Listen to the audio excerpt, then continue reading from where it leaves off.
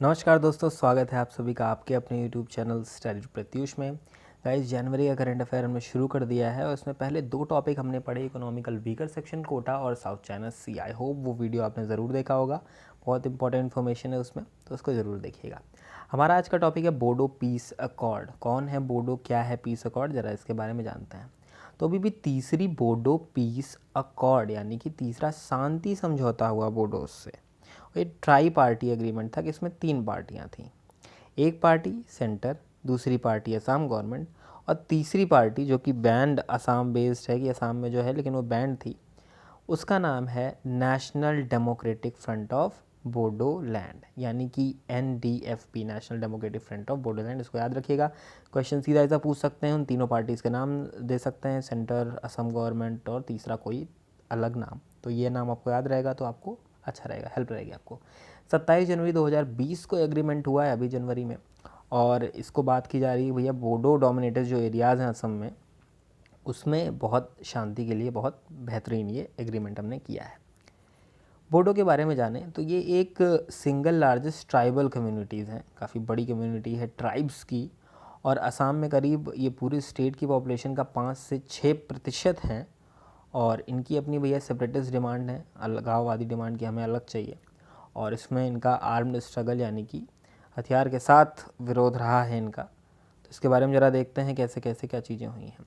पहले एक चीज़ समझनी ज़रूरी है कि 4 डिस्ट्रिक्ट, 4 ज़िले ऐसे हैं असम में जो कि होम ऑफ बोडो कह लीजिए, कि उनका वो गढ़ है, उनका वो एरिया है भैया। उसको हम बोलते हैं बोडो टेरिटोरियल एरिया डिस्ट्रिक्ट यानी कि BTAD, BTAD।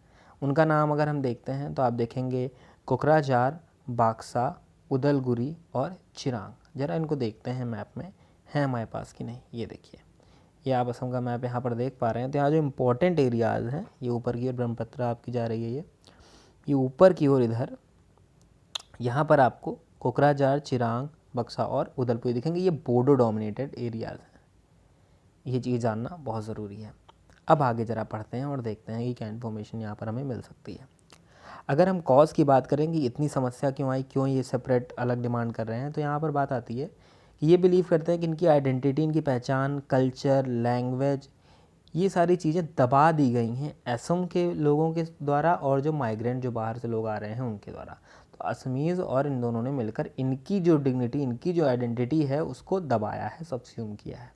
ठीक है, तो इसके लिए 1966-67 में, 66-67 में इन्होंने एक सेपरेट स्टेट की डिमांड कर डाली, कहा हमें बोडोलैंड पूरा अलग चाहिए। और उसको उन्होंने कहा कि हम plains tribal council of Assam PTCA के अंदर स्थापित करेंगे भैया, और ये एक पॉलिटिकल यूनिट है, एक राजनीतिक इकाई है। 1987 के वक्त में ऑल बोडो स्टूडेंट्स यूनियन यानी ABSU ने एक डिमांड रखी कि डिवाइड असम 50-50, असम को 50-50 में बांट दो, 50-50 में बांट दो, आधा असम इधर, आधा इधर, आधा हम ले जाएंगे, आधा आप ले जाइए। तो ये इनकी डिमांड चल रही है सेपरेटिस्ट।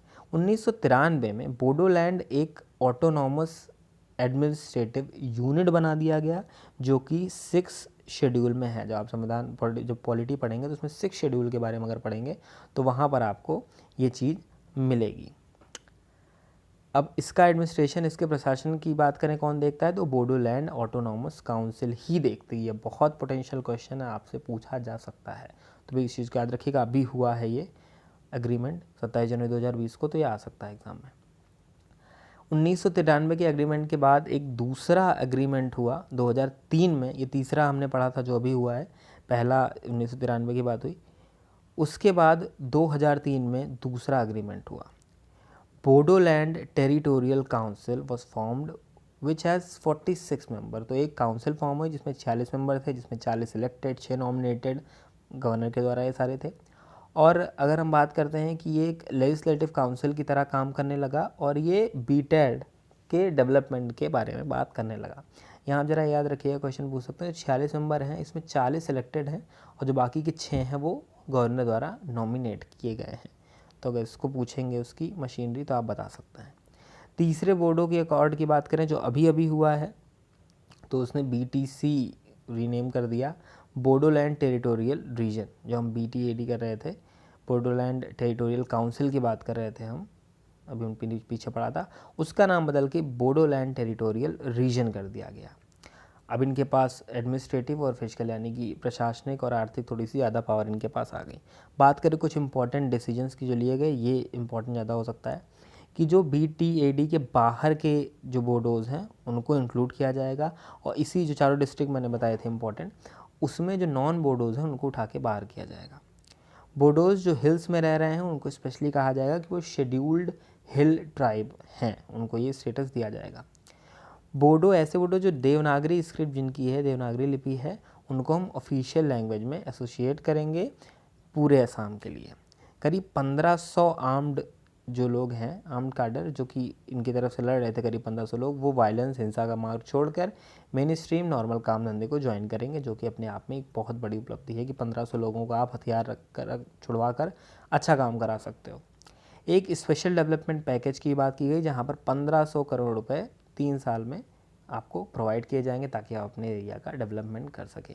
फिर से एक बार देख लेते हैं यहाँ पर बोडोलैंड टेरिटोरियल ऑटोनॉमस डिस्ट्रिक्ट यानी BTAD, और इसमें 4 डिस्ट्रिक्ट हैं, कोकाजार, चिरांग, बाक्सा और Udalguri.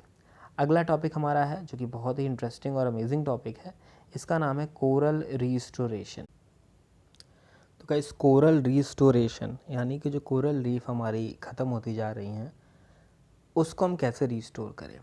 Zoological survey of India, Gujarat forest department, ये दोनों आपस में मिलकर इन्होंने एक प्रोग्राम चलाया जिससे ये कोरल रीफ को रिस्टोर करेंगे। उसमें एक टेक्नोलॉजी का बड़ी यूज़ होगा, उस टेक्नोलॉजी का नाम है बायो रॉक टेक्नोलॉजी। अब बायो रॉक टेक्नोलॉजी क्या होती है अभी एक सेकंड में समझेंगे। ये जो बायो रॉक स्ट्रक्चर हैं, इस जो इन्होंने कोरल रीफ को रिस्टोर करने का प्रयास शुरू किया, इसमें इस बायो रॉक स्ट्रक्चर को इंस्टॉल किया गया मीठापुर कोस्ट से 1 नॉटिकल माइल के दूरी पर गल्फ ऑफ कच्छ में।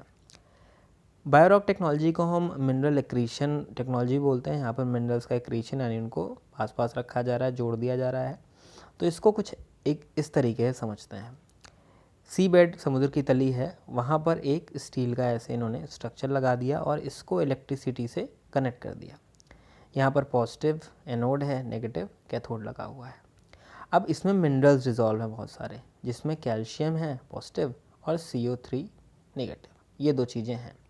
अब खुद सोचिए, यहाँ पर पॉजिटिव आयन है इधर और इधर नेगेटिव है, तो जब इलेक्ट्रिसिटी यहाँ से पास की जाएगी तो दोनों आपस में जुड़ेंगे और जुड़कर CaCO3 बना लेंगे। इतनी सी बात पहले आपको समझनी है। देखेंगे यहाँ पर वही चीज़ें लिखी हुई हैं। और जब CaCO3 बना लेंगे तो जो कोरल के लार्वा होते हैं वो बहुत तेज़ी से CaCO3 से चिपकने लगेंगे और कोरल रीफ का फॉर्मेशन शुरू कर देंगे, तेज कर देंगे।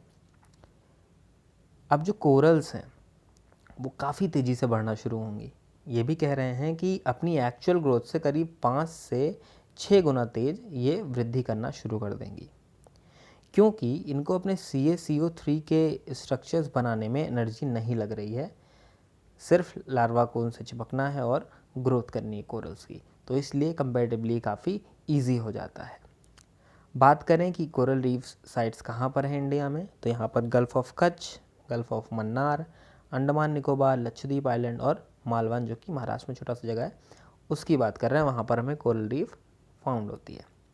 थ्रेट की बात करें, समस्याएं क्या है, तो टेम्परेचर बड़ा इंपॉर्टेंट होता है कोरल रीफ्स के लिए कि भैया इससे ऊपर गया या इससे नीचे गया तो बड़ी समस्या हो जाएगी।